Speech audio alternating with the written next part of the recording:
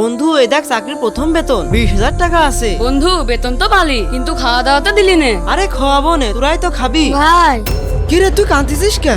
ভাই মায়ের অবস্থা খুবই খারাপ, 7 দিন ধরে জ্বর। ডাক্তার বলেছে এই মুহূর্তে মাকে হাসপাতালে নিয়ে যেতে হবে, কিন্তু আমার কাছে কোনো টাকা নেই। আপনি আমাকে কিছু টাকা হাওলাত দেন। টাকা পয়সা তো ছিল, কিন্তু একটু আগে একজনকে হাওলাত দিলাম, এখন আমার কাছে কোনো টাকা পয়সা নেই। আচ্ছা ঠিক আছে ভাই, তাহলে আমি আসি। মনে হচ্ছে ওর জন্য আমি টাকা পয়সা থিয়ে দিছি। আরে ভাই বাদ দে, চল তো।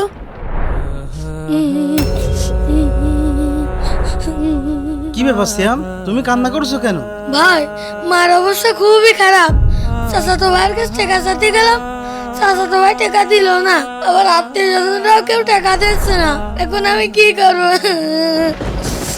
ছোট ভাই তুমি কান্না করে না, এই দুনিয়াতে সবাই স্বার্থপর। তোমার যদি কিছু চাইতে হয় তাহলে নামাজ পড়ে ওই আল্লাহ তাআলার কাছে চাও, দেখবে আল্লাহ তাআলা তোমার একটা ব্যবস্থা করে দিবেন। ঠিক আছে ভাইয়া। আল্লাহু আকবার। derler, böyle olmaz derler. Onlar gibi düşünmedikçe çoban derler. Biz Müslümanız, düşüncemiz hüsnü zandır. Bak istediğin güçle saldır. Biz rahle müptelayız işinde. হে আল্লাহ, আপনি আমার মাকে সুস্থ করে দিন, আমিন। ছোট ভাই এই না তোমার টাকা। হ্যাঁ, আমি তো কাউকে টাকা হাওলাত দিইনি। হ্যাঁ, ওই ভাই কই? প্রিয় দর্শক, আল্লাহ চাইলে সবকিছুই করতে পারে। ভিডিওটি ভালো লাগলে চ্যানেলটি সাবস্ক্রাইব করুন।